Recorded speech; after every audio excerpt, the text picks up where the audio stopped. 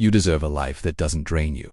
You weren't born to just survive Monday to Friday and recover on weekends. You weren't meant to wake up dreading your days, faking smiles, and calling exhaustion your normal. But somewhere along the way, that became the standard. Hustle harder, be grateful, don't complain, and so you push, you perform, you shrink, all while feeling quietly tired of everything. But let's get real, you deserve more than a life that empties you. You deserve mornings that don't feel like a battle, conversations that don't feel like a performance, work that doesn't erase your soul, and people who pour back into you without you having to bleed first.